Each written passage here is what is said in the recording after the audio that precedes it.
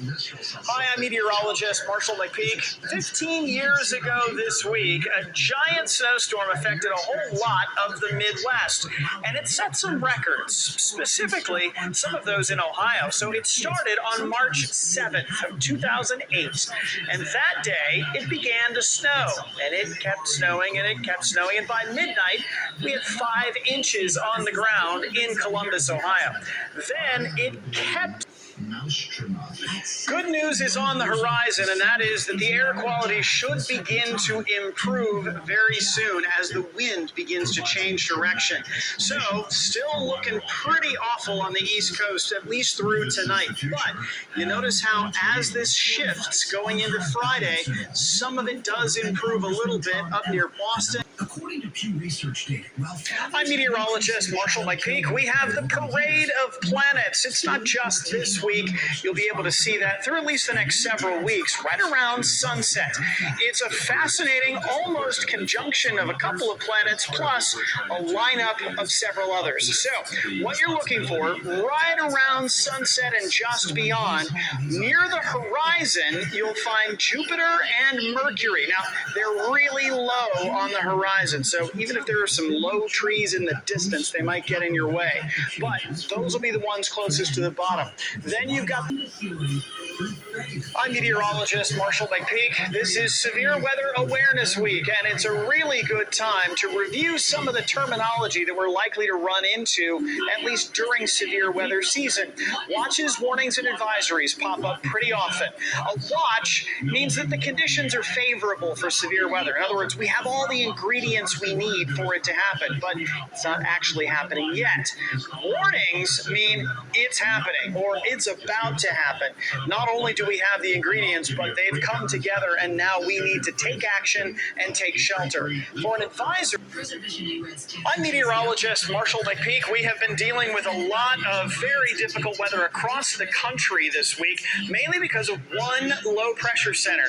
It developed tornadoes across parts of Texas and Louisiana, then moved up the Mississippi River Valley into the Great Lakes. As it did, it had snow on one side, some of it heavy at times, lots of rain, and very strong storms on the other side. That storm is going to continue to move off toward the Canadian Maritimes in the next few days. A lot of parts of the country have ended up with some pretty good snow out of this. We are in central Ohio. We ended up with about 2 to 4 inches worth of snow. Hi, I'm meteorologist Marshall McPeek. Mars is going to be occultated in the next day and a half, and that means we're going to see the moon move in front of it. So an occultation is on the way Wednesday night. Now, the moon will be full, and Mars will be almost directly opposite the sun, but still 50 million miles away.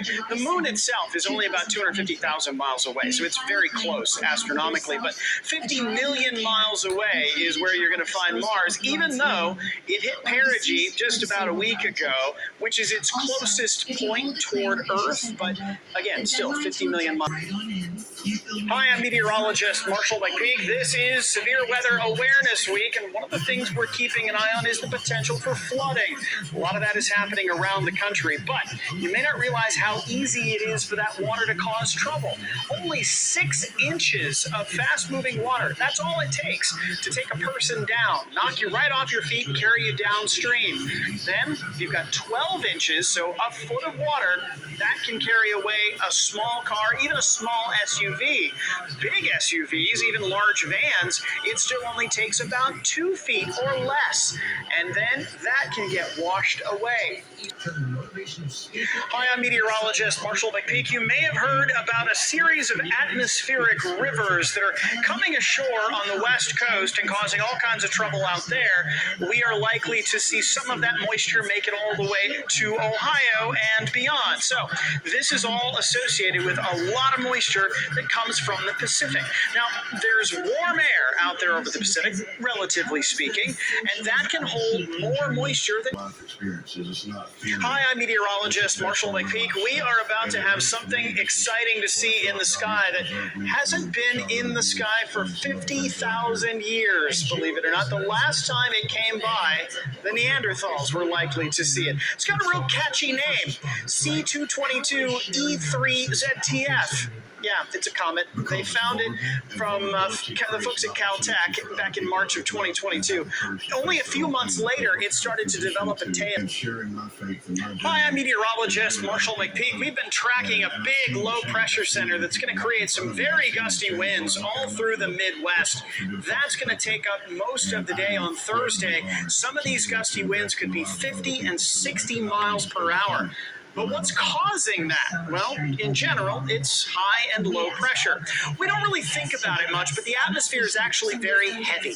There's a whole lot of molecules between where we are and space, and they're all pressing down on us. When they press down on us... Hi, I'm meteorologist Marshall McPeek. We're coming up on the autumnal equinox on Thursday. You may have noticed, though, that on the day that we're supposed to have equal day and equal night, it doesn't actually happen.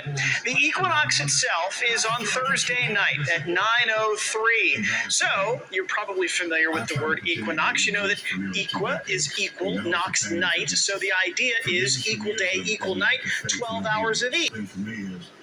Hi, I'm meteorologist Marshall McPeek. Across a lot of the Midwest, we're getting to that point where it is frost season. And so if you're going to protect the plants, you need to know when the frost is going to arrive. And it takes a few ingredients for that to happen.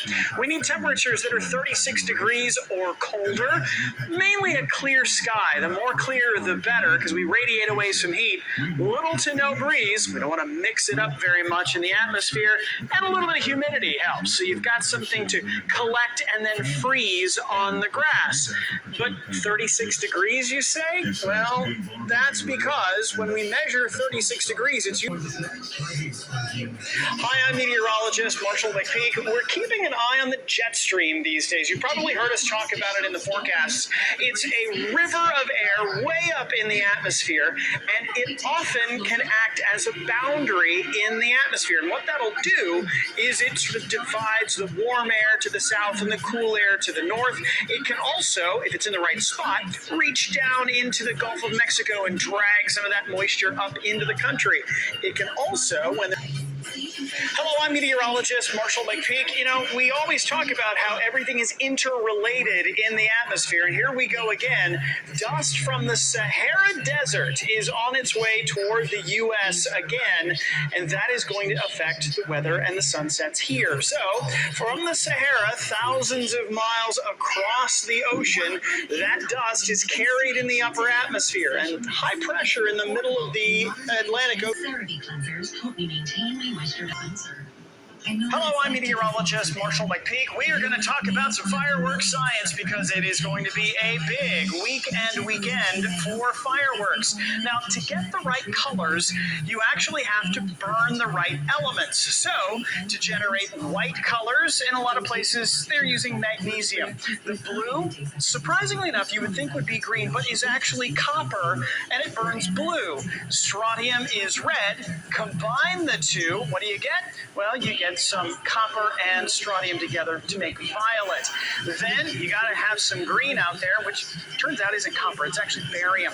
Then the yellow is some sodium. You use the calcium for orange. And I feel like I'm giving people... Hello, I'm meteorologist Marshall McPeek. You've probably heard some of the big science news this week about the brand new images coming from the brand new Webb telescope. It's out in space and it's given us some deep space images. We're seeing nebula like we've never seen them before, even seeing galaxies interact.